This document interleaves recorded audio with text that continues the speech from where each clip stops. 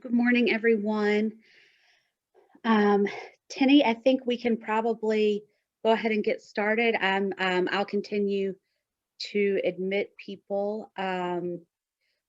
We have currently about 82 participants. All right. Good morning, everyone. It's good to be with everyone here this morning. This is a pretty heavy Martin Luther King Day, pretty serious one.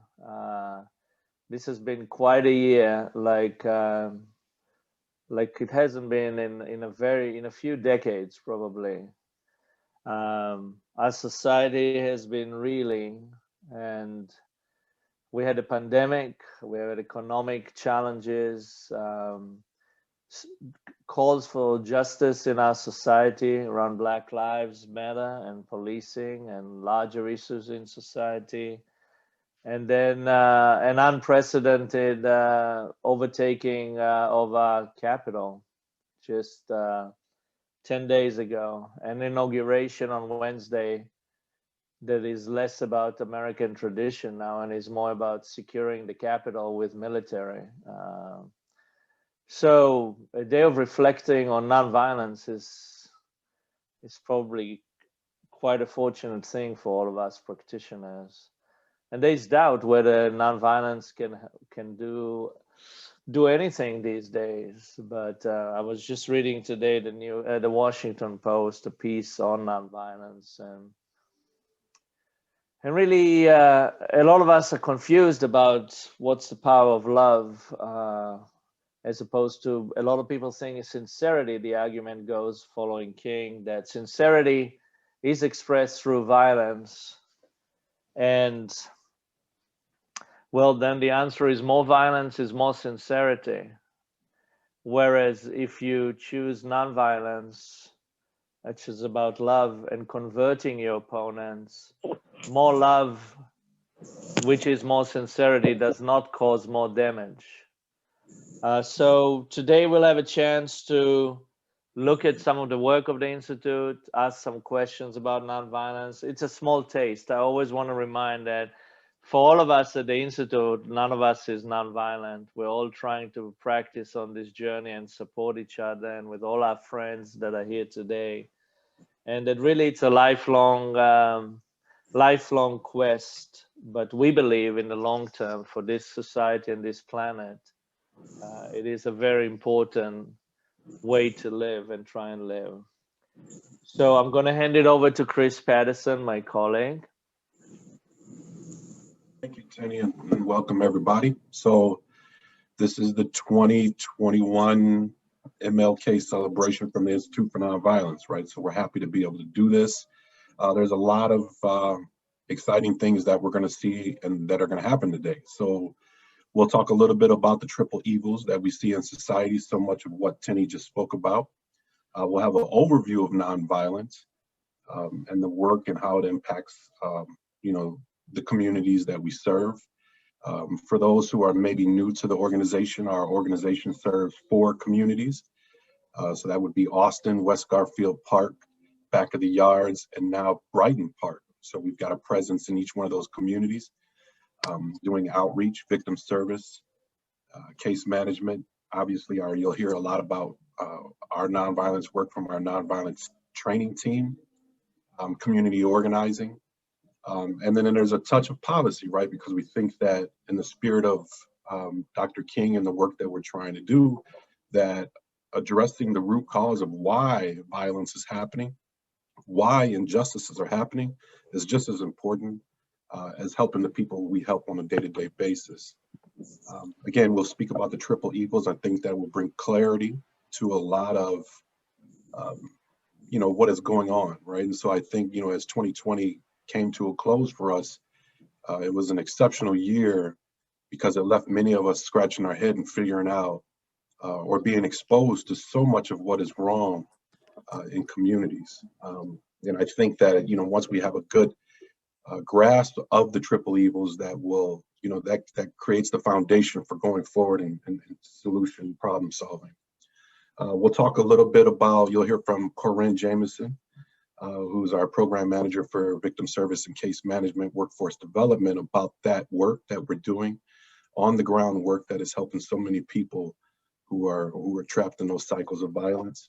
We'll have an overview, a larger overview of the philosophy of nonviolence, which is like, we're really privileged to have our training team, which comprises Ashley, Penny Lee, Fook, and Lewis. So we're excited to hear what that team is going to give us today. Always a gift. We'll hear from staff, right? Most importantly, you know, those frontline people who are on the front lines helping people on a day-to-day basis. Obviously, there's a lot of challenges that come out of it. And you know, while 2020 closed for us, it's easy to remark and think about all that went wrong.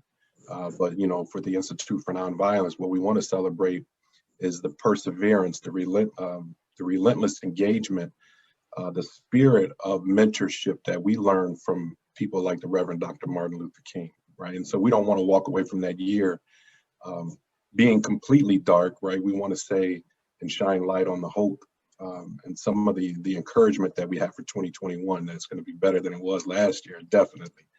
And then if you hang around, which we encourage you to do, come back. And at 12:30, we're going to take a small break. And at 12:30 to 2, we're going to do a deep dive into nonviolence training. And for those of you who have done a training before, or if you've never done one, what you'll find is that, one, you can never have enough of it, that you get better and better. And every time that you do a training, something is revealed about the society you live in, but also about yourself, most importantly. And then for those, for those who have done it, who have never done it, excuse me, I think you're in for a real treat with the training team that we have.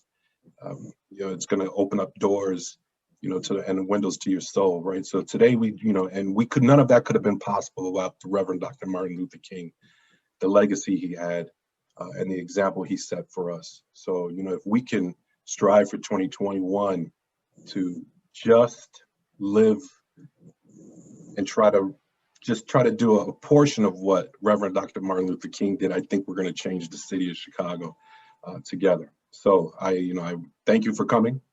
We look forward to the day. I'm excited. Everyone's excited on here. We've got 100 people. We're expecting more people to join on. So yeah, thank you for spending your Martin Luther King Day with us. So I'm going to hand it back over to. Hey, Chris, before you go, right? Okay. It's not letting my team in because it's saying that it reached 100 member capacity. Okay. So Tara, maybe we get Tara to do it. So I'm handing this over to, who's my next person? Benny's your next person. All right. Benny, you're on mute, Benny.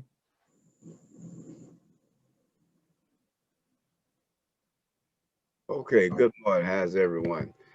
My task this morning is to talk about the triple evils.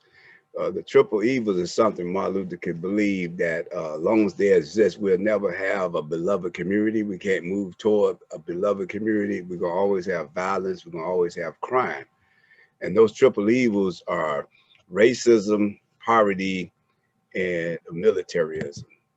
Poverty, that's the state of one who lacks a usual or acceptable amount of money to live up to the norms set by society. Society set a norms as to how people should be able to live.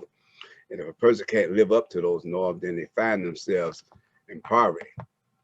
Racism is when one race execute their ability to influence the environment, systems, and regulations for the benefit of their race. This is when a group has the power to set up educational, economical, and political systems to benefit their particular race, excluding other race, right? To practice racism, you must have power, the power to say this is what's going to be taught in school, this is what's not going to be taught, these are legislations, you can't be racist or practice racism if you do not have power. So let's be clear on that. When we look at the root cause of poverty, you're talking about the high costs. According to some stats from the World Food Program, the poorest households in the world are spending 60 to 80% of their income on food, right? lack of good jobs, right? Job growth. In the United States, where many people do have jobs, those jobs aren't paying enough so they can sustain themselves as a family. Lack of education. Poverty is a cycle. Without education, people aren't able to better their situations, right? Like Malcolm X said, if you live in a poor neighborhood, you're gonna go to a poor school. You go to a poor school, you're gonna get a poor education. You get a poor education, it's gonna enable you to work a poor paying job. And that poor paying job enable you to live back in a poor community. Another root cause of poverty is social justice. People who are victims of social injustice struggle with getting a good education, the right to good job opportunity, access to resources that can lift them out of poverty. The United Nations Social Policy and Development Division identifies inequalities in income distribution and access to productive resources, basic social services, opportunities, and more of a cause of poverty. Lack of government support. Many governments are either unable or unwilling to serve poor people. This might mean failing to provide for cutting social welfare programs, redirecting funds away from those who need it, failing to build good infrastructure, or actively prosecuting the population, right? Then you talk about militarism. Militarism is a system of organized enforcement to sustain the gains of powers that be. This this is a way of selling differences through coercion, and it's not just. This is a use of violent force to control the activities, sanctions, and madness to put people in the geographical area. When we looked at our police department, back in the 60s, the police officers did not know how to control the mobs, with the rioting and all that stuff. They didn't know how to control it. All right. And so they brought in military personnel to train police officers how to control crowds, things. And they started taking on military tactics, military weapons. And you see it today that the military formation of police officers, they got tanks now. Police departments got tanks. They got bulletproof vests. They got automatic weapons. And the military is to come in and take over an environment, to control the people's movements and things, to take control of it. And you see that in marginalized communities where police officers riding with bulletproof vests, they jumping out, throwing people up against the wall, violating their Fourth Amendment rights, doing intimidation tactics, violating their Fifth Amendment rights, where they have a right to have an attorney present. And people are afraid to speak up because they're afraid of police brutality. So that's just in a nutshell, the triple evil that Martin Luther King believed that as long as they exist, we're going to always have violence, we're going to always have crime, and you're going to always have poverty and racism, meaning people have the power to control what resources go here, what resources don't go there, kind of like construct poverty and set up a system where people cannot come out of that condition of poverty. So with that, I'm going to turn it over to my co-facilitator, Ashley.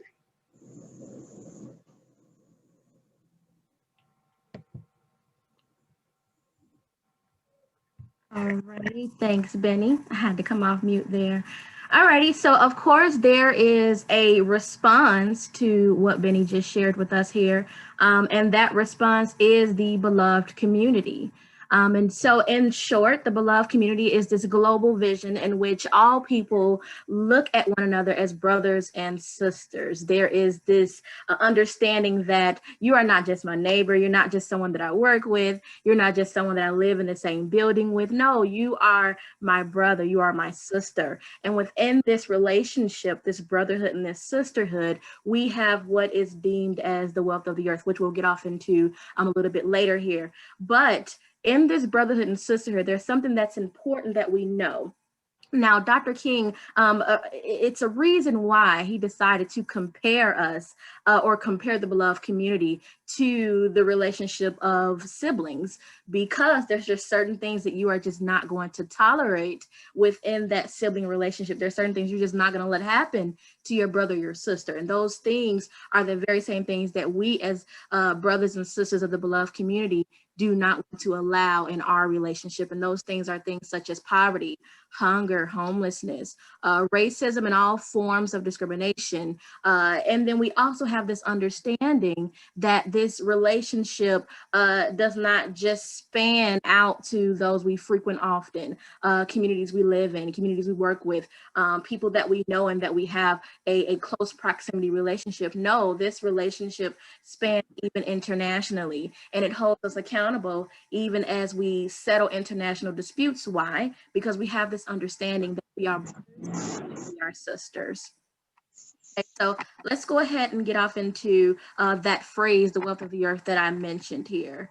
So the wealth of the earth consists of three elements that we are to maintain at all times. Now, this is not to say that it's not difficult. It does come with a level of difficulty. Just think about your own natural blood relationship with your siblings. You don't always get along. You don't always want to share these things that I am going to share with us today, yet you understand that it's important that you commit and that you persist in continuing to maintain these three elements that I'm going to share with us here. And so those three elements are love, justice, and equality. Well, here at the Institute, we emphasize compassion and equity because we understand that love is not enough. You know, it's great to feel and have strong affection for others, but it's not enough. We have to jump into action. We have to respond to that strong affection.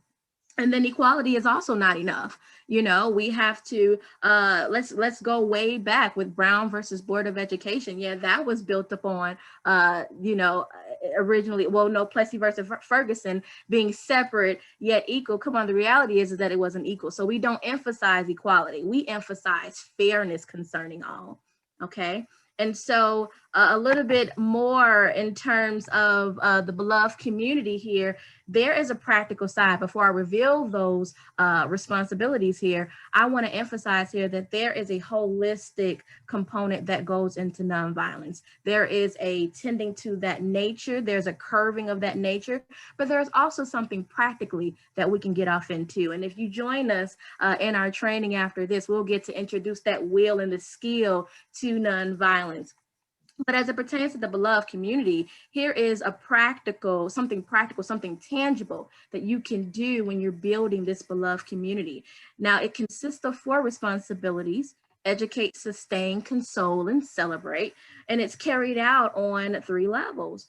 Well, change begins with who? Change begins with self. And then what happens? People begin to see you changing, begin to see your evolution, and then naturally they're inspired by you, right? And so now you're able to affect change in your relationships.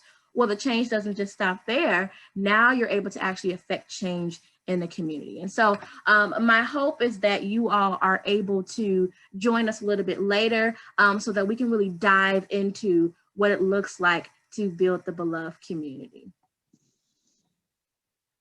And so with that, I'm going to go ahead and turn it back over to Tenny. Thank you, Ashley. By the way, there are people still waiting to get in. We're trying to figure out if we can resolve that. So the team asked me to speak a little bit about 2020, a little bit deeper potentially. I want to step a few steps before that and say the Institute was started in 2016. At the beginning, we were incubated, got space from our friend Rosanna Anders at the Crime Lab, and we started working and designing. And the idea was that at a moment with all the inequality and injustices, there isn't really an infrastructure, civilian infrastructure, that helps deal with people caught in the cycles of violence. And Chicago was sadly very prime example of a place that things were not going well, and in certain neighborhoods people were hurt in percentages that are akin to war zones. And we started working on that first with the idea of outreach, of really connecting on the streets, connecting with the people who are caught in the cycle of violence, but then also adding victim services and case management, and nonviolence training is the core of our philosophy, teaching, trying to start restoring and empowering people to work for the resolving of what was going on in Chicago. I kind of woke up this morning early thinking of how I will never try freestyle climbing on rocks, right? It's just something I don't find that I have a chance of succeeding it. And I will never climb rocks freestyle, right? It's just too dangerous. It's something I will not try. Chicago sometimes does feel like climbing a cliff as well, right? With its legacies of corruption, with its legacies of really problematic policing. I think Illinois is considered the capital of wrongful convictions. Inequality, we lead the country between two zip codes of 30 years, I believe, in death gap, which is really born out of all those inequalities. And that is a stunning number, that in one zip code, people live 30 years longer than in another zip code or another neighborhood. So the task that we all have on us could seem to some hopeless. And that's why we often heard, well, this is the way Chicago is. This is the way it is. And we really try and tackle that. You can sort of think, well, they do outreach, they work on conflicts between gangs or crews, but really what we're trying to do is change everyone's mindset on this is just the way Chicago is and it will never change. And we owe it to the mothers and the families, first and foremost, that they will not have to. We want the families in Chicago to worry about where their kids are going to go to college or what kind of job they're going to get, and not whether they're going to make it to college age. So we have, with the efforts, we started in Austin. We participated in building communities partnering for peace, CP4P, which is now in 28 neighborhoods. We participated and benefited from READY, which is an employment and a CBT program. And we benefited with a partnership with Chicago Cred. And that was also a new day for Chicago, where funders, research groups, outreach groups, and other providers and big nonprofit starting to pull their resources together to try and change the reality. And everyone was saying, yes, we can, and we will change that. And we had 3 years of reductions of violence between 2016 and 2019. And in Austin, which is the largest neighborhood and often the most violent, there were close to 50% reductions in shootings. And then 2020 came, and it didn't start well with a warmer winter. And then we had the epidemic. And I remember when we were closing Leamington, our main office, and kind of going to a smaller office in West Garfield, I was looking at the staff and I wondered how many of us will be here on the other side of the pandemic. How many of us will survive? There was I looked at people almost saying goodbye through my own eyes, quietly, right? And there was some real fear. We also were thinking about what will it mean to vulnerable neighborhoods? And we thought that will hurt the vulnerable neighborhoods the most, like everything else does. When there's economic downturn, it hits the neighborhoods, the poor neighborhoods the worst. When any disaster hits, it's usually in the poor neighborhoods they get hit. So we knew that the pandemic will hit our neighborhoods hardest. We were concerned that schools will close and employment will close. What will it mean to violence? That when people are even more desperate, violence is often the language of desperation and lack of resources. And we thought, what will it do?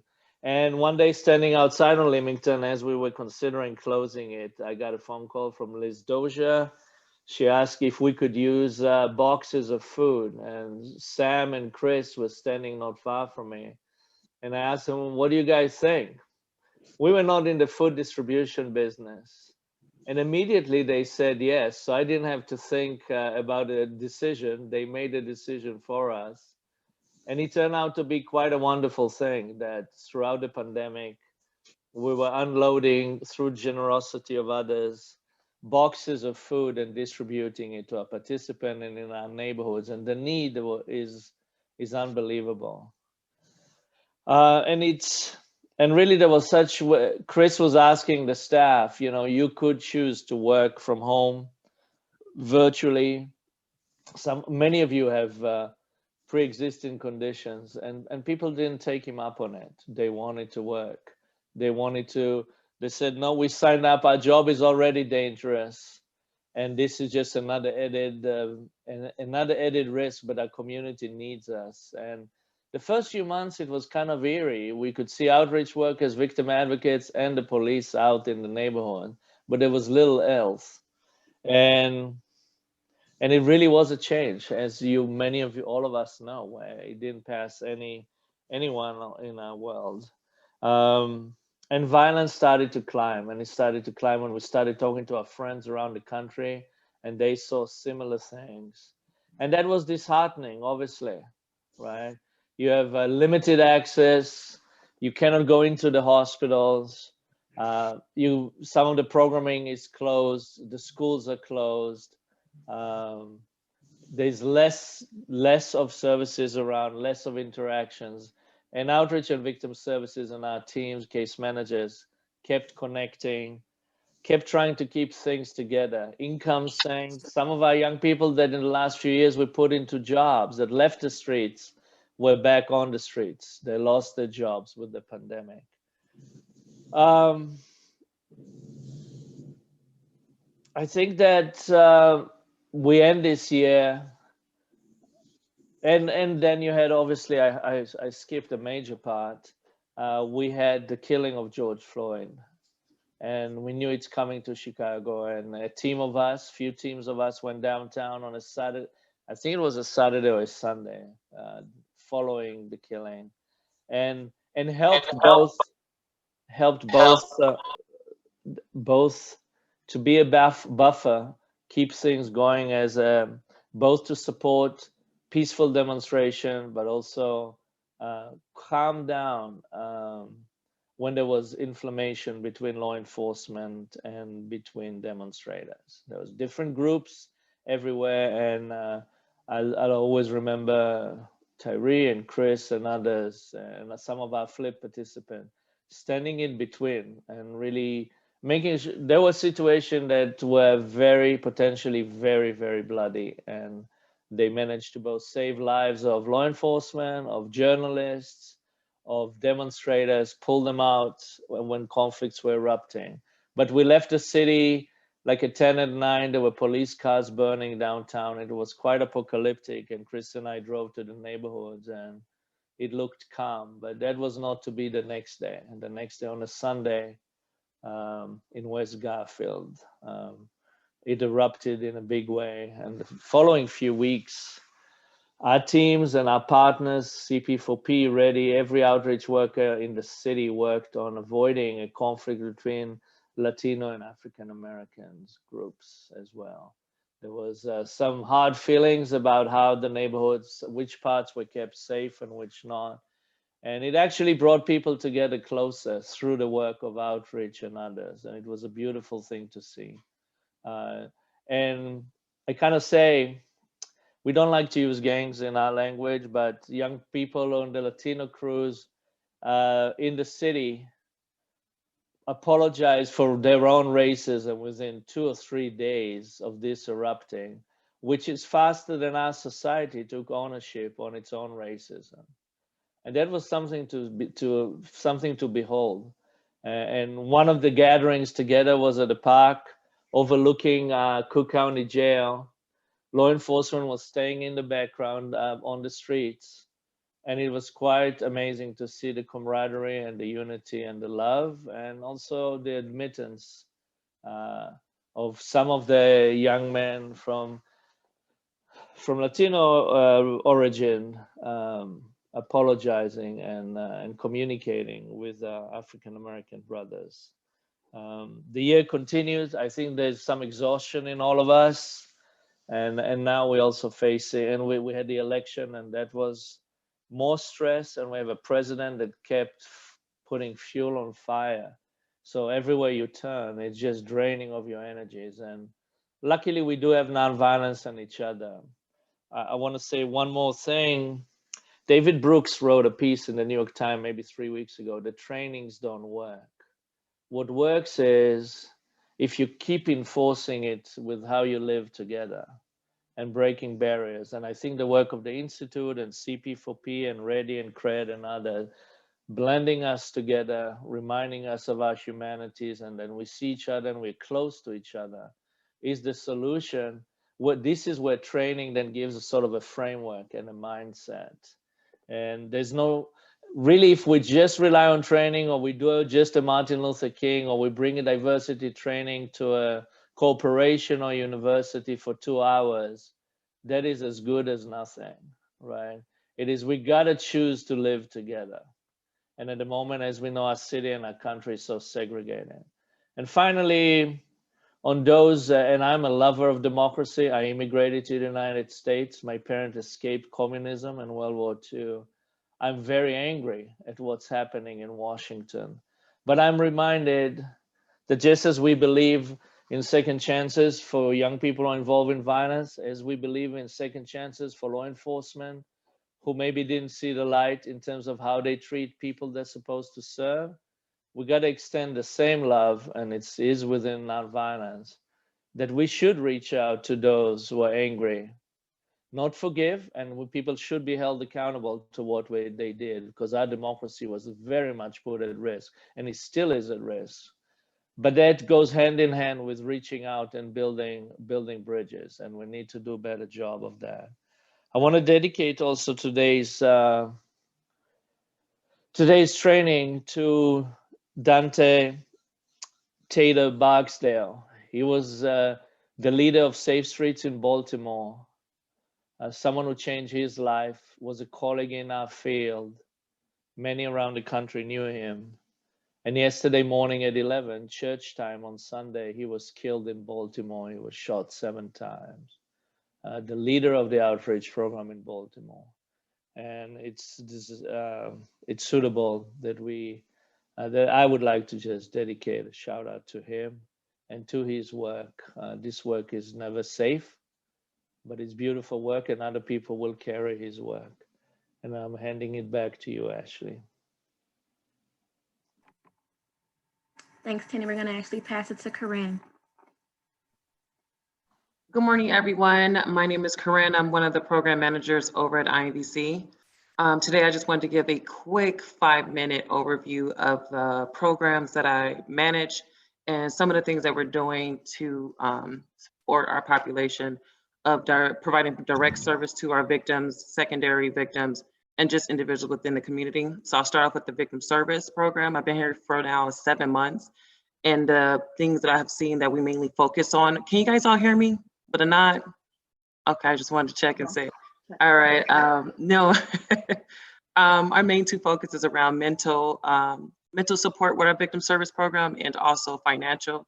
We had the opportunity to provide emergency housing for a lot of our victims, relocation for some of our victims, and also financial medical needs for a lot of our survivors. One of the big things that we've been able to do is revamp our support groups that have been led by the team. Our grief support group is more focused around decreasing the symptoms of complicated grief. So we use more of a CBT approach with that. Our survivor group, which is lovingly held by Carlos, Les, and our previous staff, Jordan, they have been taking more of a trauma-informed approach to assist with any PTSD. And as with both of the programs, we encourage our participants to transfer over to our MFS. So to continue to receive counseling support through that. Our reentry program is more focused on individuals who are recently released from incarceration. We started a mentoring program that's been extremely successful, focusing on solution focus. We have had a lot of success with that within the 30 days of getting our individuals, changing their mindset, providing SMART goals, and been extremely beneficial for them getting jobs and changing from what they were doing previously within the community. Our workforce has somewhat of the same type of structure, led by Marcus. He has done an amazing job. This is our first year of a successful graduation. He was able to incorporate our SEL approach with the workforce and encouraging participants to not just get a job, but sustain and keep the job and changing their entire mindset. he was able to have a total of, out of 15, 13 individuals were able to receive a job afterwards. And our last but not least, my case management team has been doing a wonderful job. I look at them more of the glue of the programs.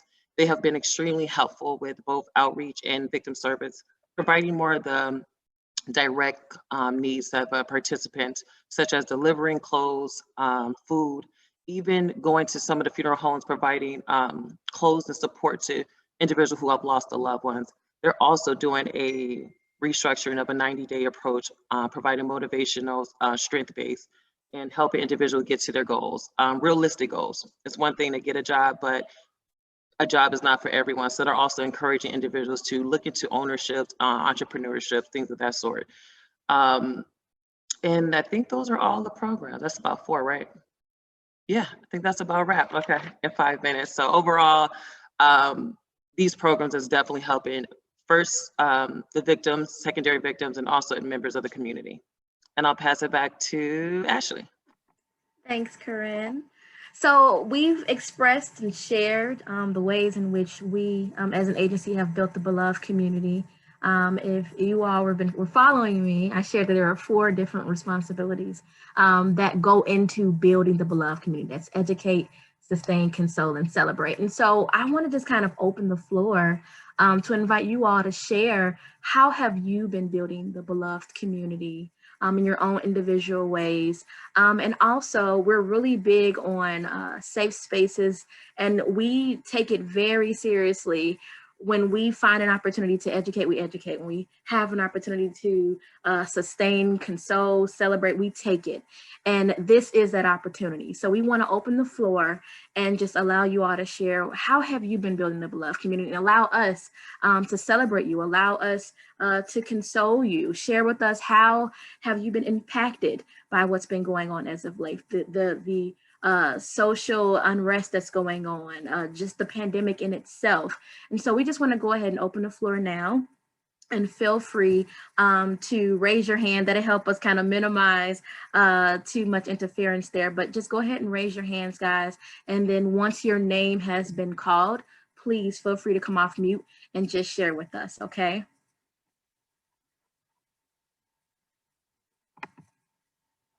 All righty. Sharita, is that applause or is that a raised hand? I just want to be sure.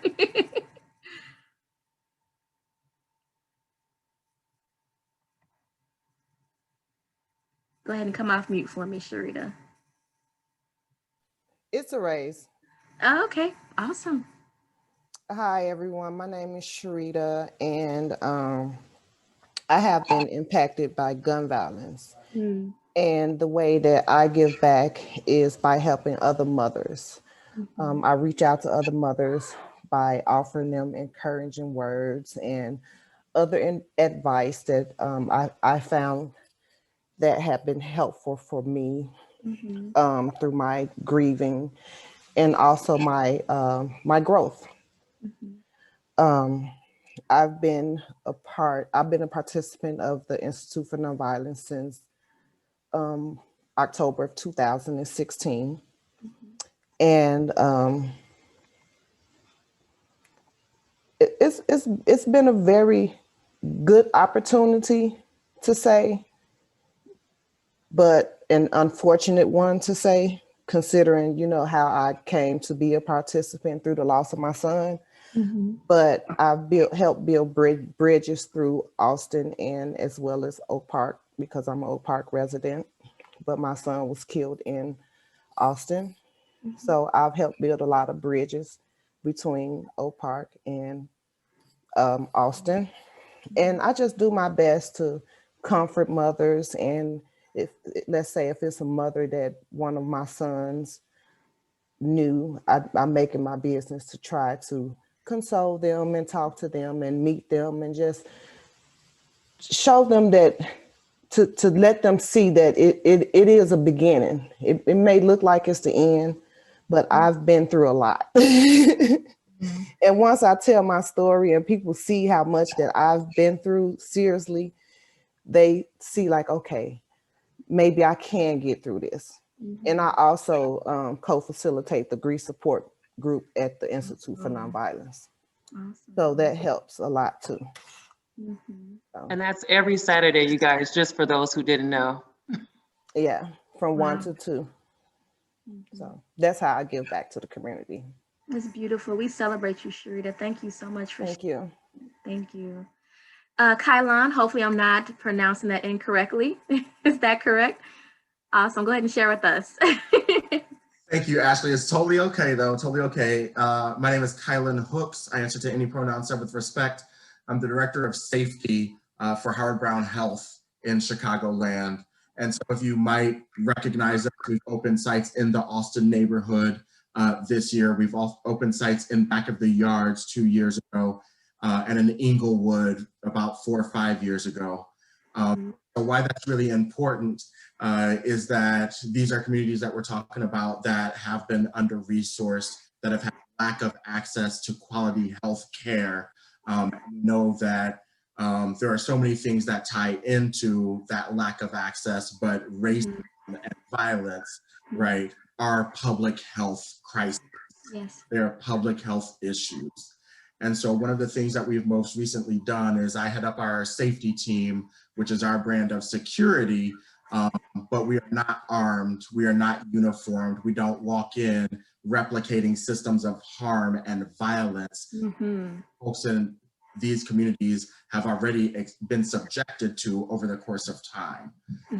So we approach this work from a trauma-informed lens, from a restorative and transformative justice lens, really working with community to help provide healthcare in as safe a setting as we can possibly.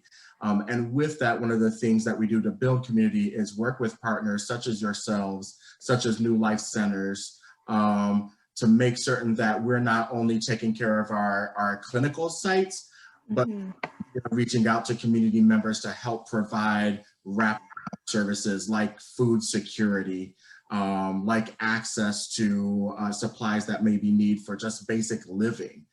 And so those are some of the ways in which we are working to build beloved community. And I have to thank Sharita for the work that you do. Thank you so much.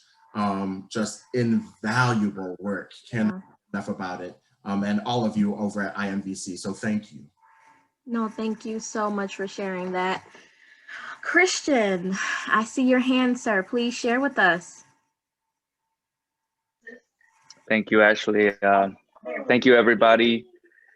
This was a really great presentation and a really great space to kind of share. So I just want to thank you all for organizing this and putting this together. Huge shout out to Sharita and Kylan. It's kind of hard to follow that up. But just to kind of start off on how I'm contributing to the beloved community, I think just decolonizing my own mind and straying away from sort of the colonized patterns I had become accustomed to, right? It took a lot of education and learning and unlearning and unpacking and challenging those really hard thoughts and really challenging loved ones around me, right? I think that was the second piece that I wanted to add, that having those difficult conversations with family members, having difficult conversations with friends, you know, kind of just, you know, challenging them in a way that doesn't disregard their own thoughts, but offering a new way and a new level of thinking, an alternative way of thinking. And, you know, it starts with yourself and it starts with the community around you, and then it ripples, right? So that's what I'm doing. Again, thank you all for this space. Thank you all to all the speakers, and yeah. Thank you all. Christian. You're speaking our language there. I heard a few things. I heard self, that's first level. It's that relationships community. Come on and train with us, okay? I will. Thank you for having me. Yeah, for sure. All right, Lamont, I see your hand. Go ahead and share with us. Good morning, everybody. Well, I mean, it's what I want to share is basically the non-violence in itself. It's like, okay, it's Dr. King, we celebrating his birthday and everything. And I had a situation that happened a couple days ago. And I was reaching out to some guys that had got into a situation. And the first thing when I arrived at the house and went in there was like, was a few of them in there, and they had their minds made up. So they was like, hey man, don't come in here talking that Dr. Martin Luther King nonviolent stuff right now, because we passed that already. So I'm thinking like, okay, how can I get them not to just shut down what I'm finna say and go do what they finna do? So I was like, man, okay, you saying don't come at y'all with no Martin Luther King stuff right now. So who you want to hear, Malcolm X or who, right? So it was like, no, what we want to hear is you tell us that if you was in a situation where somebody just did something to your brother or your cousin or your son or whatever, and what would be your immediate response? And so I was like, look, I understand how you feeling right now, but what you got to realize is that being nonviolent, then I went back to the training. I'm like, it's for courageous people. So you trying to tell me how brave you is and how courageous you is, but you finna go do something that anybody can go through, and that would be the first thing that a weak person would go do. So you a weak person? And he was like, no, I ain't weak at all. I said, okay, well, just sit down and think. And okay, we know somebody that got hurt, and the next thing to be is, okay, you can do what you think you want to do, and you can wind up dead or in jail, and you've been and lost again. So do you want to continue to be a loser? And so he was like, no, I don't want to be a loser, but I can't understand right now what you trying to tell me. You trying to tell me that if somebody continues to do something to us, we don't do nothing back, they're going to keep doing it. So you actually telling me to just stop and let somebody kill me. I said, no, that's not what I'm telling you. What I'm telling you is right now, you're not thinking the way you should be. So just allow some time to elapse. Go somewhere where you can't be harmed and just think about, do you want this cycle to end? Do you want the violent cycle to end? And I know you do, because I know I done live what you living right now, and you get tired. So you are going to eventually get tired if you're not tired right now, and you're going to slip up and something going to go horribly wrong. No matter if it's next week, next month, or 2 years from now. So I said, and just think, okay, matter of fact, it's actually Dr. King's birthday that day. So I'm like, it's his original birthday. So just chill, and tomorrow, I'm coming to you like King will come to you. So on his birthday, and just go fall back somewhere. And he actually did that, and hopefully that's all that happened from it. I really don't know if they listened to me, and when I left, said, man, we ain't trying to hear what he talking about, or they actually chilled. And from what I done gathered so far, I think they have, and I'm gonna try to get back with them and today and tell them we celebrating the birthday today. So he was one of the most courageous men that it is. And if you want to be strong, try to follow his footsteps like I'm trying to do, and it's hard for me. So I know it's going to be extremely hard for you. Wow. That's all I wanted to share. Wow, Lamont, that is powerful. That's what needs to be heard. Oh my goodness. This is why we create these spaces. Who else feels inspired, empowered, encouraged, right? Powerful. Thanks for sharing. You know what? I want to share what someone said in the chat here. Oh, it's just flooding in. I'm trying to catch it. So people are singing your praises. Richard says, Lamont, I applaud you. There's a difference between what they want to hear and what they needed to hear. You are a strong leader. Kylon says, thank you, Lamont. Great work. Asia says, very pleased, proud of you, sir. And the praises are just coming in. And so with that, I guess it's time for me to switch it over. It's hard because as a facilitator, I love staying in these spaces. because this is where the meat is, right? But I'm gonna go ahead and move us through our agenda. But again, guys, this is what we do. This is what we're about. This is what we're about, okay? So I am gonna pass it now. We're gonna dive back into some content here to Lewis and Benny, and they are going to share our 6 steps of resolving conflict, okay? So let me go ahead and share our screen here and get us set. Okay, again, how's everyone this morning? I'm Benny Lee. I'm one of the trainers here at the Institute. Martin Luther King and his team, they believe that they formulated a process of how do you resolve conflict and how you address violence. And the first step, they believe that you must gather the information. You know, you got to be able to get the facts right. I mean, how can you begin to negotiate with someone to try to calm someone down, to de-escalate a situation if you don't have the facts? You must investigate, gather all vital information from all sides, hear both sides, all right? So it's about not attacking or taking sides, about condemning, it's about coming to an understanding.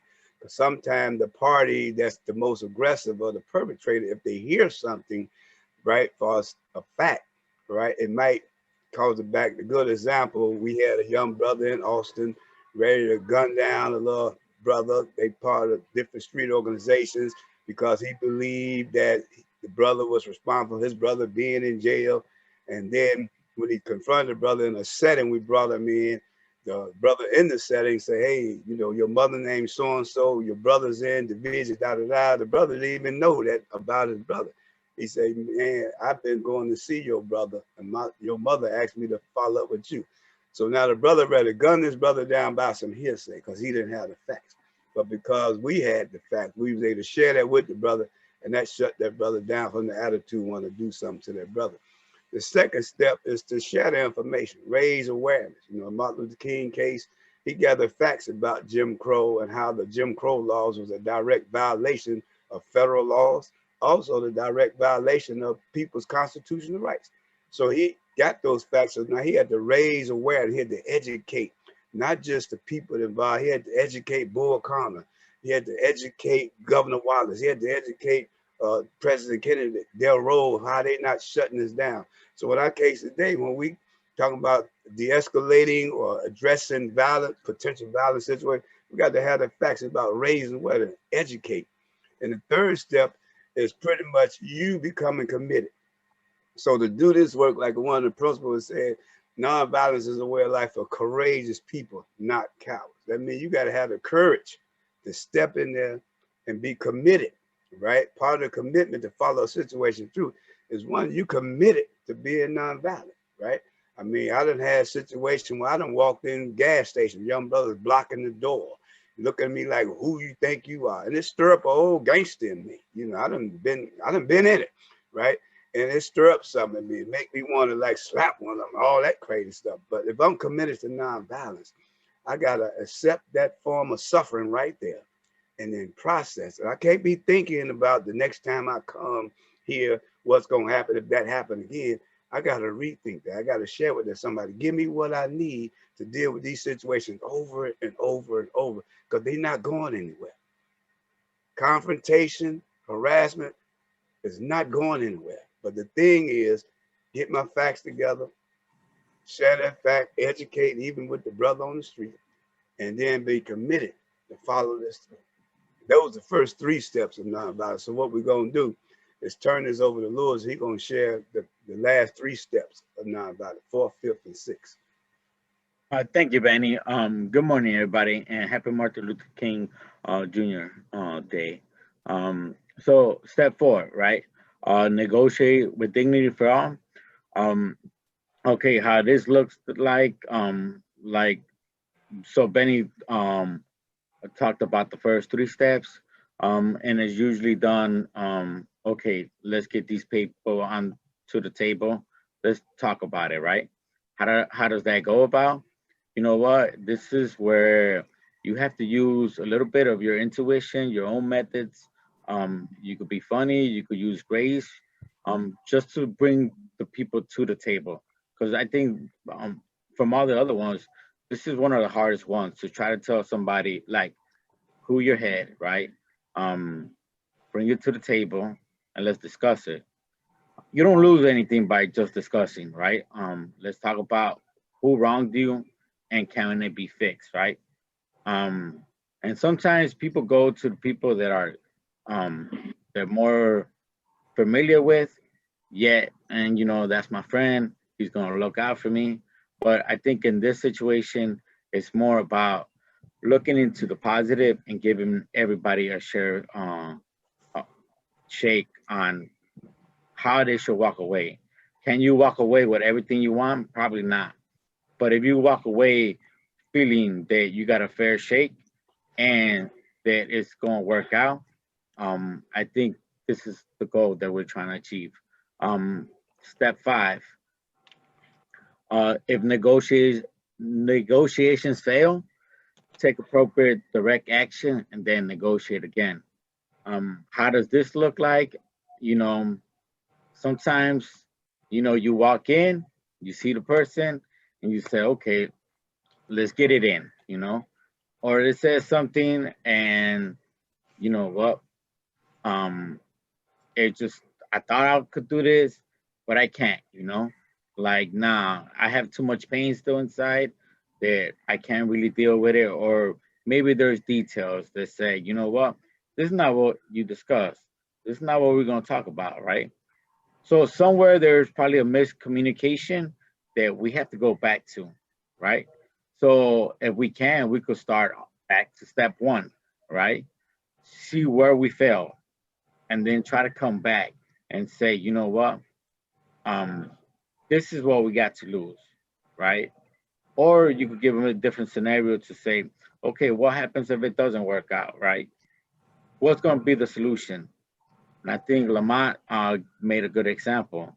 Yeah, if the outcome that you want is revenge, then it's probably going to keep escalating. And you're going to lose more friends or more family members, right? And there's not a positive outcome. So I think that's why it's good to try to put this negotiations.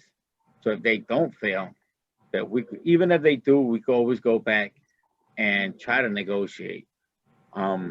So step 6, always reconcile, celebrate reconciliation. So how this looks is, okay, let's say I sat down with the opposition, somebody that I have conflict with, and say, okay, are we gonna throw a party? Are we gonna like go and have a drink afterwards? Probably not, right? Sometimes it could just be done through a handshake, or sometimes it could just be done where it's like, you respect my boundaries, I respect your boundaries, and we could leave that. It's not a further that we're gonna be friendship, have a friendship afterwards, but I think for this side is that we have to try to build a beloved community. How it looks in the city is very complicated. You know, I think Chicago has its own unique way of doing things, but for the most part, is building building the beloved community. You stay on your side and I stay on my side. It's good enough. I think we're a step further to reaching that. Baby steps if it has to, but I think this is what we all do in IMBC, and we try to promote this in every training that we do. I want to thank you, and I hope you continue to celebrate Martin Luther King's Day and his legacy. Thank you very much. Awesome.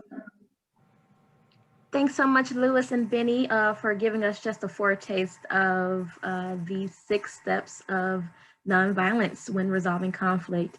And so we are going to, again, provide a space for us to educate, sustain, console, and celebrate. We're going to do it a little bit differently here. We're going to actually introduce a panel now. And this panel will just respond to a few questions for us just to encourage some dialogue. And then after which you all are more than welcome to raise your hand and continue asking questions, okay?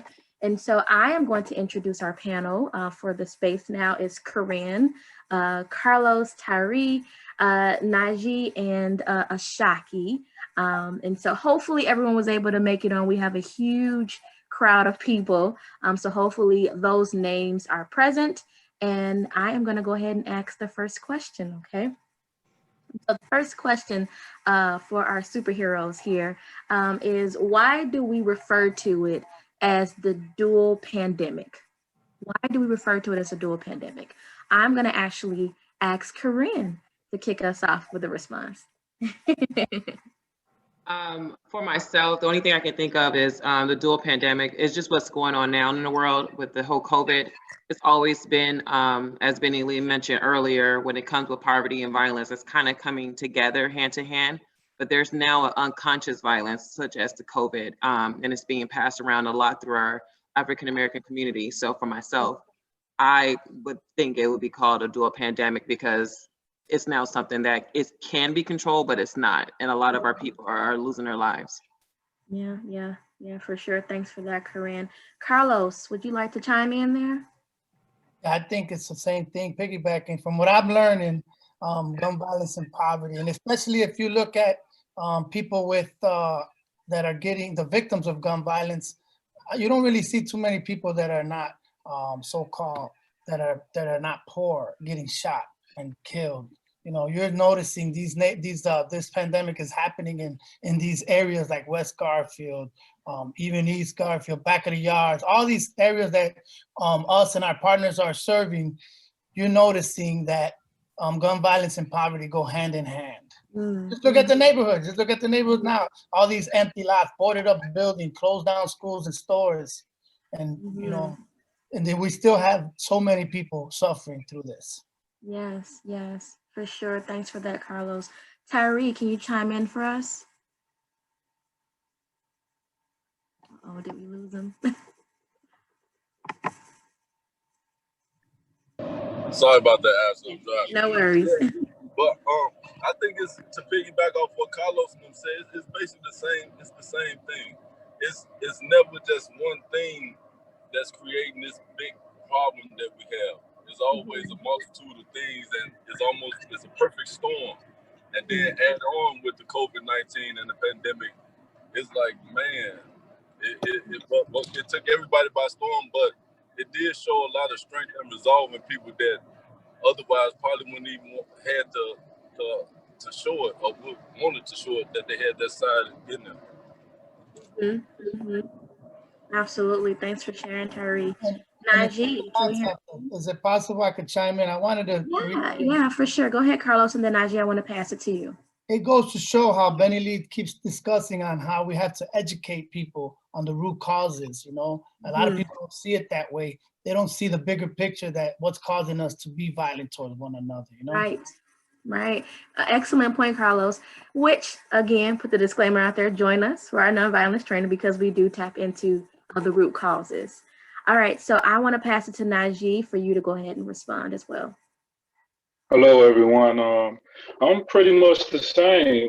It's almost like it's comorbid because you deal with poverty and violence, and dealing with the pandemic at the same time is just escalated. And we know COVID-19 is a disease.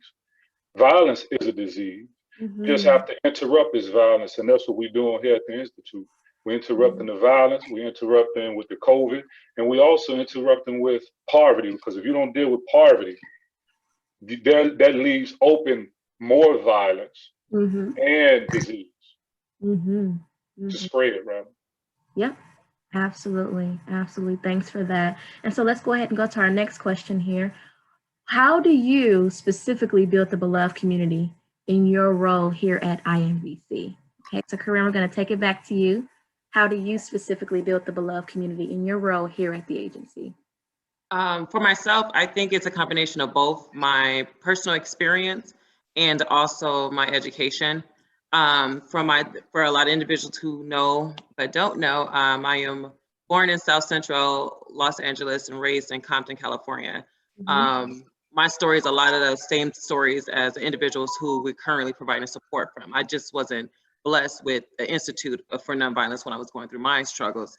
So having a wonderful mentor that I did have, who recently passed away, encouraged me to get my degrees and how to change that narrative to use more of a strength-based approach, get my degree so I can continuously pay it forward. So I've been in a nonprofit industry for now about 7 years now, helping individuals. So for myself, my expertise bringing it to the Institute is bringing both my personal experience and my now clinical background to provide structure and making it more simple to help individuals and structuring everything.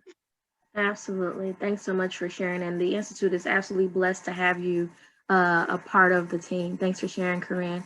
Carlos, how do you specifically build the beloved community here at IMVC?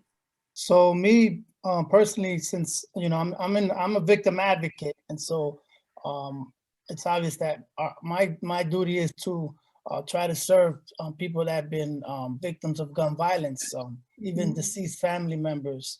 And so one of the key things that I try to actually show, which I don't lie, shout out to you guys for the training, because I try to strengthen my own commitment by using doing the sixth principle, which would be like accept suffering without retaliation, because you want people to especially survivors of gun violence or the family members, not retaliate, and so we try to preach that, like, we want to make them see like, hey, it will be doing more harm, and we want to show them the root cause of it, of why this is going on. It's bigger than us, so we try to educate them.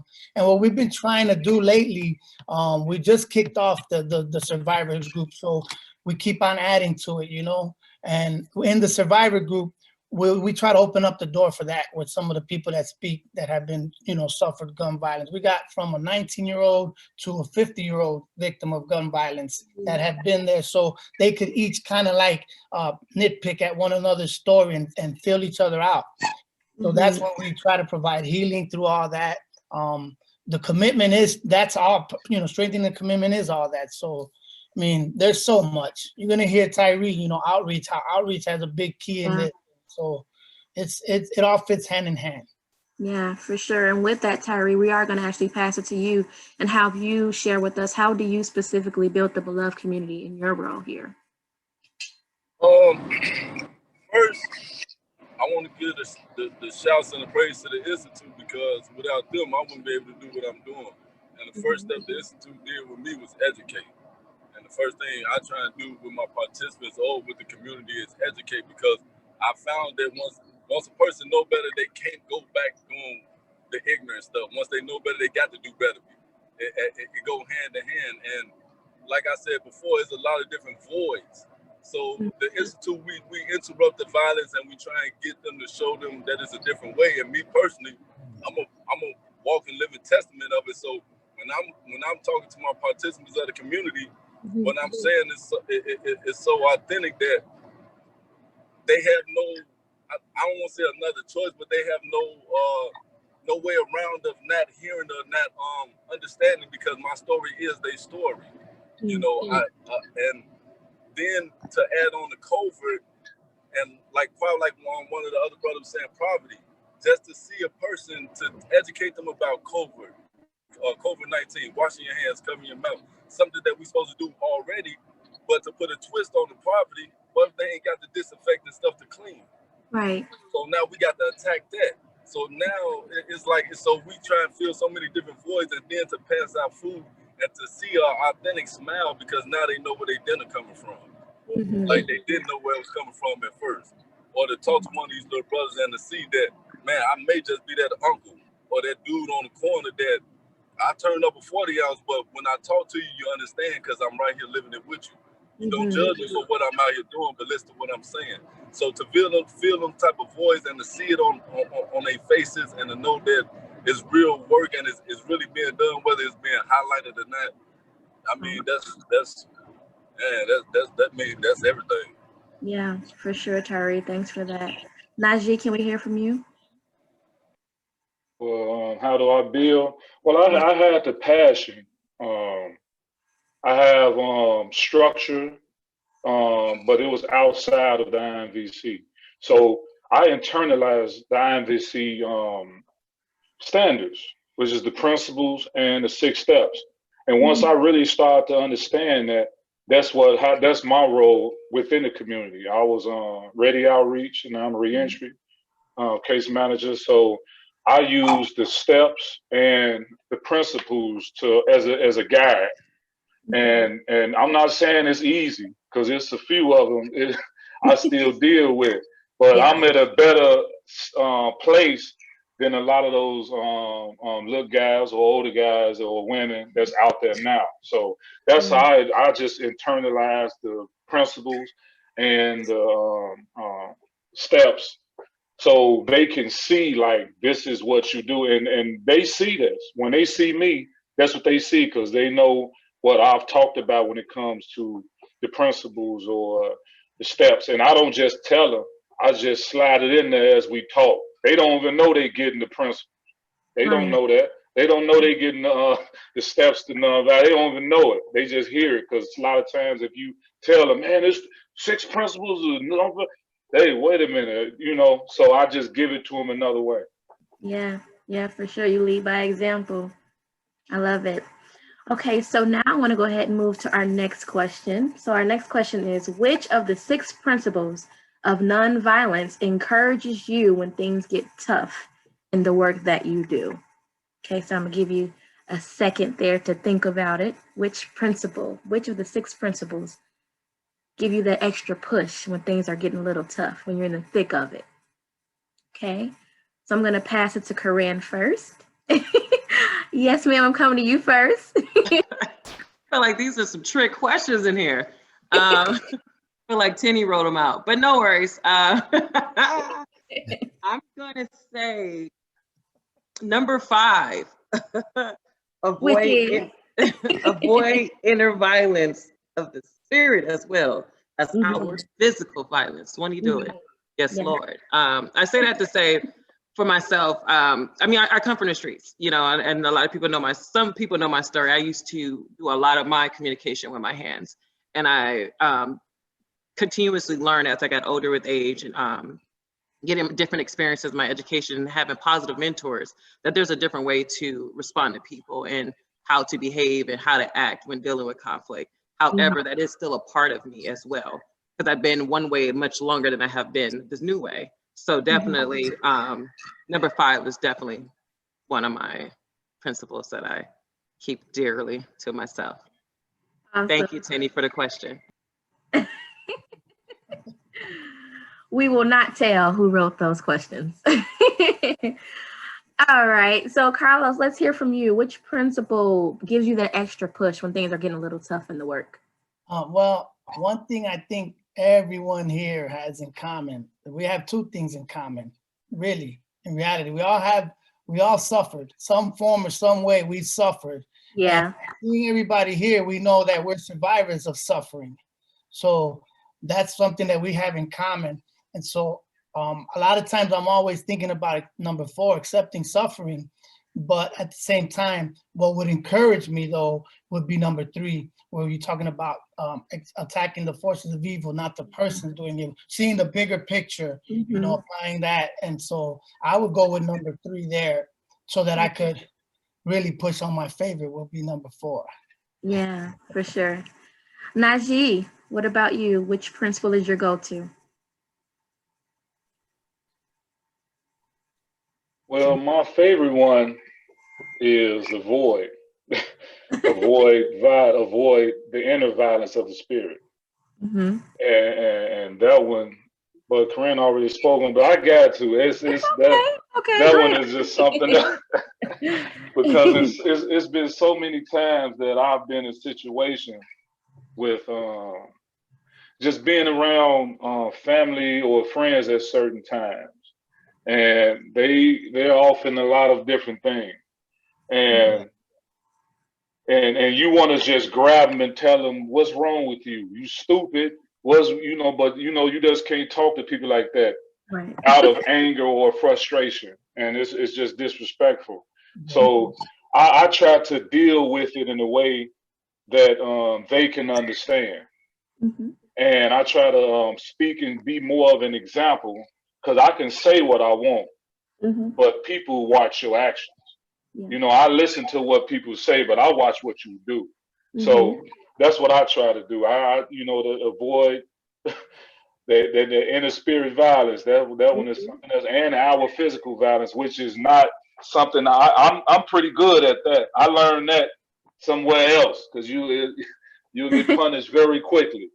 But that inner spirit is the one you really want to calm down, because that one can last a lot longer than the physical violence. Yeah, and manifest in the most inopportune time. So I completely understand. Harry, let's hear from you. What is your principle that gives you the fuel to keep going?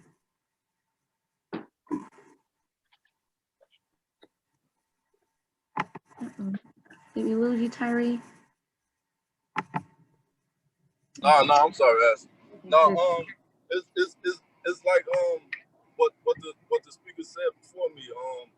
Number 5, but me personally, I like number 2. Like wherever I go, I like to leave everybody with a good thought, or a smile on their face, or just a better feeling or a better spirit than they was before I came or before I arrived to whatever situation it is. That's how I was raised. That's how my mother was raised, man. I like giving. I like doing stuff when people not knowing that I'm doing it, even if it means I got to go without. Because I know sometimes, even like if I have to give a person a shirt off my back, even though that's my last shirt, them not having no shirt, that'll stop them from thinking and doing so many other things when I'm probably strong enough to not have no shirt. They not. So that's the type of person I am, and being in the institute, that's the angle I like to come from. A lot of times after we interrupt the violence and to stop a few situations from going on, to let them know, man, there's a flip side to the coin, you know? Yeah, for sure. Thanks for sharing, Tyree. Okay, so I'm going to ask one last question, and then I want to open the floor and give you guys an opportunity to address our panel, okay? So the last question for you guys from me is step 3 in the 6 steps of nonviolence is to strengthen your own commitment. How do you, and Carlos, you kind of spoke to this a little bit, how do you personally strengthen your own commitment? Okay, so I'm going to pass it back to Corinne. How do you? This is an easy one. I don't need to think about it. No, because I've been doing it a lot. So for me, I'm solution focused. That's my theory of choice, and that's how I operate. So for me to strengthen my own commitment, if something's not working, I'm always staying focused and trying to develop another solution. So just throwing up the hands is not an option. So for me to strengthen my commitment is to finding another solution to assist with the issue. For sure. Thanks for that, Corinne. Carlos? I remember how I think about me, how I was once a problem, you know, and once my eyes were open, you know, it was easier for me to be committed to this. Najee mentioned how sometimes we see people and they don't get it, and we're like, what the heck, how come, you know, but I was once in those shoes, you know, so knowing that, it makes it a little easier to be able to try to continue communicating with people that are causers or receivers of violence. And so that's one way I do that, is, you know, knowing that, and then I can be able to try to convey principle number 4, where it's like, you know, trying to accept what's going on, but at the same time, don't be a cause of the next problem, you know what I mean, or the same deal. So, but yeah, reflecting, you know, self-reflection helps me continue to commit. And another thing is, I know that I cannot be the answer to the problem. If I was the answer to the problem, I don't think I would need IMVC or any partners. So it's a good thing to know. We have to tap into all the resources that are available. Everyone, you know, one hand helps the other hand and stuff like that, you know. One of our advocates, Panetta, she was saying how, you know, if I drop the ball, we all drop the ball. If I win, we all win. That's how we got to look at it. Yeah. Najee, what about you? Well, like I said before, I have the passion, and like, so when it's time for me to go and do something, or go to a pop-up, or go and talk to some participants, or take care of some business for them, or coach them through a situation, that's easy. But the hard part is when someone trying to hurt my family, you know, because probably about 3 months ago, someone was talking about killing my little cousin. Wow. So it was like, hold on. So, you know, where I'm from, the streets like, wait a minute, Najee, you know, they call me Lil Dale over there. No, he ain't going for that. So what I did was I asserted that, no, we don't need this. Why is y'all, we don't need none of this. So I talked to his uncle, and I was able to talk to him through his uncle. And then when we finally met, I told him, like, come on. And they not friends or nothing, but at least that didn't happen. So the strength in my own commitment is when something happened to your family, because it's easy to tell somebody else, see, you got to do this, and you should do this. That's easy. What happened when it's yours? What happened when it's your son or your cousin or your sister or your brother or your father? That's why I don't attack a person offhand when they frustrated and speak on certain things. I just let them get it out. So my commitment is when it's even my people, I do my best to stay on course. Yeah, for sure. You know, the beloved community is not this utopian, peaceable kingdom where we will always like one another. No, that's not the reality of it. You know, so thanks for sharing that, Najee, and sharing the reality that sometimes conflict is going to be very difficult to navigate through. Yet and still, I love how you shared with us that reconciliation is possible. And I love that you showed that reconciliation is not always, as Lewis said, going to get drinks and having a party, but it's just coming to a mutual understanding and agreement. So I appreciate that. Thanks for sharing. All right, so I want to give Tyree an opportunity to share here. I'm going to be sure that he's situated, though. It looks like he's a little... I am. Okay. Can you say it again, Ashley? Yeah, sure. So the question is how do you strengthen your own commitment?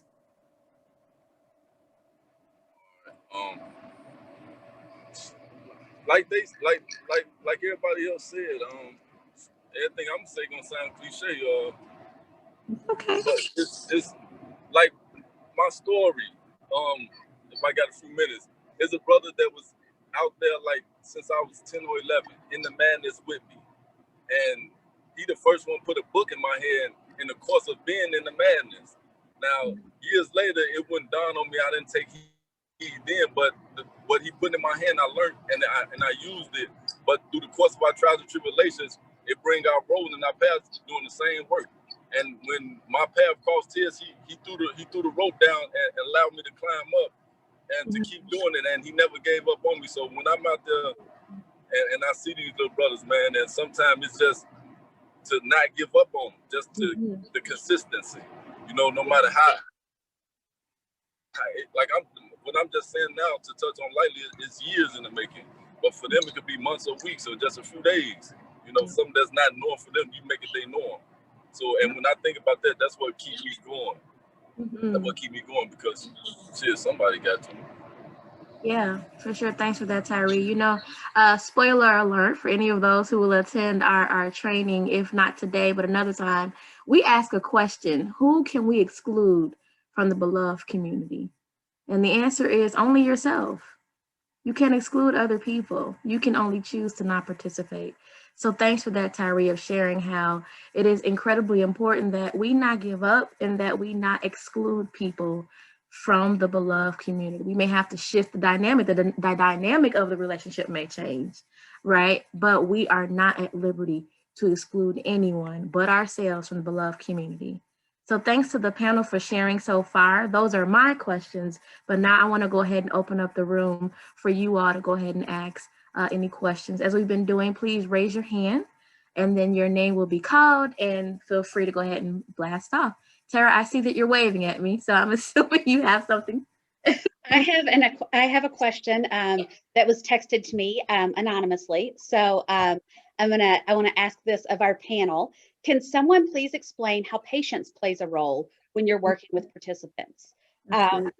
We know that many of them don't have an immediate change of heart, but if they don't, what then? How do you go about that? Yeah, anyone of the panel can feel free to just come off mute and share.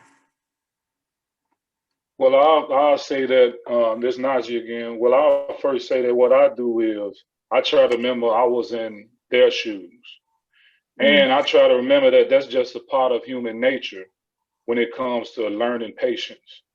Everybody learned it differently. Some have less than others, but with patience, and what I do is try to find out certain things that they actually want to do, and I try to find a small goals.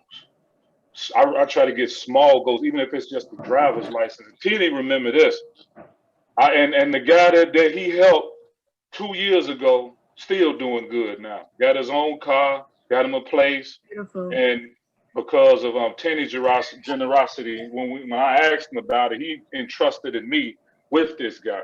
So I just try to get them little wins. That little win that he had, to be able to do greater things, and to get his driver's license, I let him drive my car. I told him, if you do such and such and such, I let you drive my car for your to get your license. And he did it. So I had to follow up on what I did. I didn't want that boy in my car, but I had to do it. So, that's just give him small wins. For sure. Thanks for that, Najee.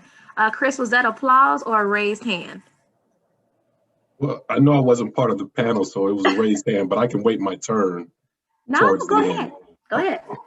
So one of the things that I've had the privilege of learning over the last 5 years, learning nonviolence when I wasn't a believer in nonviolence, but now I think about it. I do think about it on almost every facet of work that I do. So check this out. So even thinking about the patience that we have to have. So if I tie this right back into nonviolence, I think about the sixth principle, which says that the universe is on the side of justice. And for a lot of us on this call, for myself included, Corinne spoke a lot about it, Najee, Tyree, Carlos, is a lot of us have been in situations where people wrote us off or we wrote ourselves off. And look at us. Look at us now helping other people. We're pouring ourselves, our passion into other people. And who's to say, a lot of people wrote me off then, and I thought myself as of a failure as well. And the roles have reversed, right? And so if I think about the universe is on the side of justice, I understand that if we continue to have that relentless engagement, we continue to do the things that we're supposed to do for our participants, our community, that there's a great chance with the network that we create for the participants that they will be on the receiving end and become mentors themselves. They can help their children, they can help their community. Charles Dre in the comments put, continuing to make sure that you're linked into them and you're doing more, going above and beyond. One of the, and I just think that's the case, right? And so, the challenge, and I think what we're going to learn in the nonviolence training at 12:30 is that nonviolence really does apply to every facet of your life. You come up with a question, you're going to have answers from everywhere else, but to rest assured that the answers to your question outside of a spiritual component can be found in nonviolence. You can really tap in and resolve any conflict, any situation using nonviolence. So that's my piece. Yeah, thanks for sharing, Chris. So we have Carlos raised his hand, then Kailan, and then Benny. So in that order, go ahead and come off mute and share. All right, well, I would like to answer Tenny's anonymous question by saying that patience, I think you're right, Corinne. So patience really is a form of self-care. And I think that where one of the places I lose my patience is when I'm facing people that oppose what we're trying to do. But I've learned that the harder you work at something, when you see success in that, it's when you can really, really celebrate it, as opposed to like, if I didn't really try hard and it became successful, you're like, okay, whatever, I take it for granted. But when you're able to get through to someone that opposes what you're trying to do and even flip them to the point where they want to be a part of it, after so much opposition and you coming at them and you're being patient and trying to show them, demonstrate, the steps and the principles, and they see it, that's when you gain, you know, like, wow, you know, like something big happened here, as opposed to, like I said, if I didn't try hard. So patience to me is a form of self-care, and the more I practice it, the better I feel. For sure. Right there with you, Carlos. Kylon, can we hear from you? Yeah, certainly. Thank you so much, Ashley. And wonderful panel, so thank you so much. What came up as I'm reviewing sort of the 6 principles is principle number 2. And if that states build the beloved community wherever you go, what does that mean to the people on the panel? How I love that. Building beloved community everywhere you go. I love that. Corinne, want to take it? Yeah, so for myself, the way I receive it is by me coming from 2 different states with the same type of background, it's anywhere I physically am at, that is where I'm going to try to help and support. One of the biggest things that I don't really like that narrative around is that it's only happening in poverty areas. It's any and everywhere. There's a struggle, there's something going on in that community. So in order to build that beloved community, it starts with you. So wherever you're physically at is where you can help and assist people at, for me. Yes, yes, right there in the middle, Corinne. First level is self, you're absolutely right. Any others on the panel would like to speak to that question? I'm not on the panel, but I would like to say something that Corinne said. Sure, go ahead, Louis. It doesn't have to be geographic. So, for example, we all have different personas. So one could be like at home, at your job site, among friends, among church, wherever your communities are, within your friendship network that you have, those could also be beloved communities. Absolutely. As I stated when I was giving that brief overview of the beloved community, this is just having that understanding that we are all connected at the level of humanity. We are all brothers and sisters, even internationally. You're absolutely right, Louis. Benny, I see your hand there. Go ahead and feel free to chime in. Okay, you know, before I even got introduced to these violence, especially when they say we accept suffering without retaliation for the sake of the just cause. I remember I had just, me and 2 other brothers, we were the very first violence interrupters in the whole city of Chicago. That's during the ceasefire days. And I got a call that my 8-year-old nephew had got gunned down on my mother's steps. And everybody panicking and calling me, and I came over there. But not only did he get gunned down and shot in the head and got killed, another nephew who was 1 year old got shot in the leg in the same incident. So my main concern was, how do I be there for my mother? But not only did she lose her youngest grandson in the hurt, you know, to be there for her at that moment, but to be there so she'll know, don't not go out here and do something crazy. And how do I be there for my sister? You know, this is her youngest son, to be there comforting her, and then at the same time be there for my nephews who they really was after. Their lifestyle caused this to my parents' doorstep, their grandparents' doorstep. But how can I be there for them to, like, man, before you run out here, think about your mother, think about your grandma, right? Think about what's going on, right? And then even at the police station and the way they treated the young guy who was accused of shooting my grandson, and letting the police know they don't need to be treated like that. Yeah, that's my nephew, they killed him, right? Allegedly, but they still have rights, you know? So I'm thinking about my role in the community. That take practice, take practice, you know, having these experiences. So it's easy to say we'll do this when things is fine. But when it really happened to you, you know, you got to practice the nonviolence. You got to practice accepting suffering without retaliation, right? You got to practice these things. Just a few months ago, my older brother died in a fire. The way it was described, I do not believe it right now today. I believe he was killed. But I don't explore all that stuff so I can build resentments and think about going and creating an enemy, kill somebody. Let that be what it is. But at the same time, calm my family down. Whatever we do, we can't bring him back. So my point is, practicing accepting suffering without retaliation for the sake of just cause. This is something we got to constantly practice. And see, and the guy that killed my nephew, he was part of the mob that I started back in 1967. I was the chief. I'm the founder of that mob, and he was a member of that mob. Right? His brother was like coming to me like, man, we know he's one of ours, but you are a man, and we can take care of this. No, y'all stand down. God dealing with this, and I need to be here for my family, right? And that just takes practice to get to that state so you don't do nothing crazy when it hurt like that. I just throw that out there. That's real, Bennett, you know, and hopefully you all are hearing the baseline here, guys. We are continuing to say that this takes practice. It is a continuum cycle. You will never not need to educate. You will never not need to sustain what you learn. You will never not need to console, and you will never not need to celebrate. And so hopefully that's coming through as our panelists and others are sharing that this is a lifestyle, a way of life that requires continuum care. So thanks for that, Benny. Carlos, I see your hand.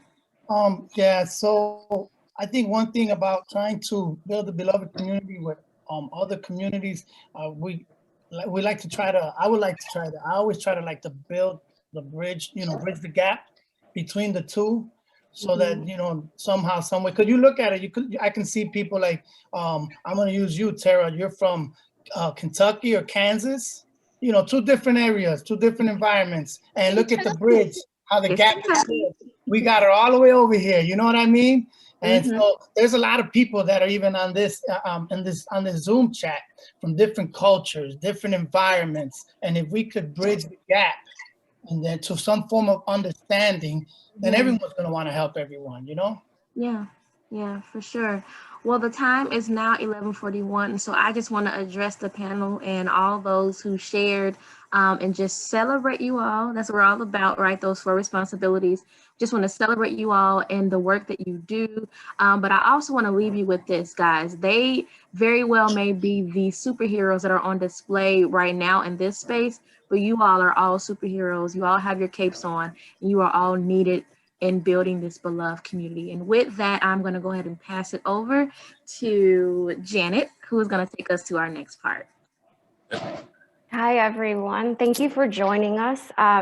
So we talked about the different ways we can build the beloved community, but we wanted to share some practical ways you could pledge to give, which can be hosting a nonviolence training, donating, gathering friends to build hygiene kits that we give out to our communities. And I just want to point out that in our chat, we'll have a link for you to pledge to give. And there's also multiple ways to build a beloved community that doesn't necessarily include the ones that are on the form. You could subscribe to our emails, which I'll provide the link as well, and look at our posts and on our social, and just engage with us on that. Share that with your friends and have those courageous and vulnerable conversations about nonviolence. And that's just some of the ways you can help us continue building the beloved community throughout the year.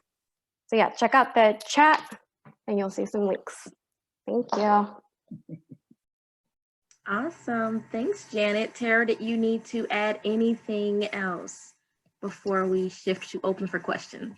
No, I want to say thanks to everybody for being on. And if you do have questions, you can get on our website, www.nonviolencechicago.org. My contact information is on there. So feel free to reach out anytime, email or call. Okay, awesome. Thanks, Tara. And so I'm going to open it up for just a few minutes, about 3 to 5 minutes, if there are any more questions before we pass it to Chris and Tinny to close us out.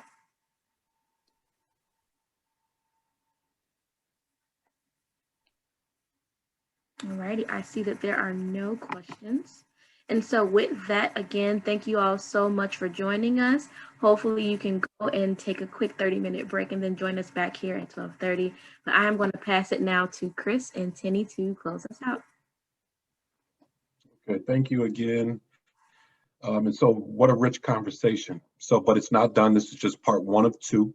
So we want to take a break, but really digest what you've heard today, the testimonies, conversations, strategies and thoughts that that were shared. So I appreciate everyone who's contributed so far. But we'll pick this thing up at 12:30 to make sure that, you know, we get into a deeper dive into the actual nonviolence training component, right? And so, again, if you've done this before, you'll get something new out of it. And if this is your first time, you'll understand a little bit deeper some of the conversation that you've heard today from the staff at the Institute for Nonviolence. Teddy? Thank you, Chris, and thanks for the panel and our trainers. You know, we know that we don't know all the solutions, as there's different people on this training who are doing different kinds of work as well. One of the tasks is the work we do in the community is important, but racism is not created in the neighborhoods, as Benny was saying. Really, it's so how do we engage and reach out all together? And some have already done it. And I see our partner Sal from Providence, a great trainer in nonviolence. We need to reach our larger society. We got to address. People are talking about the truth and reconciliation. We've been the movements for peace and freedom in this society have gone steps forward, and then there's always a reaction, and we see that now. And it is. I can say that, and I can say that I think as an Israeli, with my own history and my people's history and what we're dealing with over there, slavery and race relations in this society is the original sin, and it doesn't go away. And what happened in the Capitol this 10 days ago is related to that, about giving power. And what we're seeking, we can do our work, which is a very human work, and it inspires. It's always a beautiful thing to try and save a young person who from death.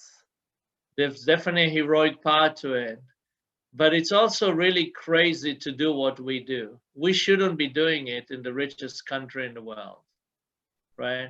I would like to teach art history. I would not want to show up at 2 in the morning to Stroger Hospital for a triple shooting. That is not, I do it because it's necessary. We do it because we have to, but this is not our first choice. We would rather be teaching the next generation to be more successful than us. But that will require really that we get to a larger web of our society. And in that, we really do need each other. Martin Luther King's legacy, if anything, was exactly that we live to our potential. And the moment we're far from that, and while our struggle and our work is somewhat heroic, it's not smart work. It is born by necessity of the inequality, but it wouldn't be our first choice to do that. And that really is how the difficulty has been, how to engage the larger society in that and build better bridges and be more just. And at the end of the day, many people in conflict are not happy about being in conflict, including the role law enforcement has had to play in the last 30, 40 years and beyond. They would rather do policing differently, but unless we in society make different investments and build different bridges, they will be still caught in the situation they're in, and no one is happy. So on that note, I think we're taking a break, Ashley, right, before the next part. Thank you everyone for joining. We're feeling hopeful, as much as I know I didn't sound like it today, but we are feeling hopeful. And one of the reasons we're hopeful, you can see who we get to be, who are our colleagues and who we get to spend with each other every day, and we love it. So thank you all for joining us. Absolutely. Hopefully we see you all at 12:30. This is not the same meeting, so be sure that you actually register at a separate link to get you access to that training, guys. Okay, thank you again so much for joining us. And we hope that you all were inspired and empowered to go out and build that beloved community everywhere you go. Have a great day, guys. Thank you, everybody. Thanks, everyone.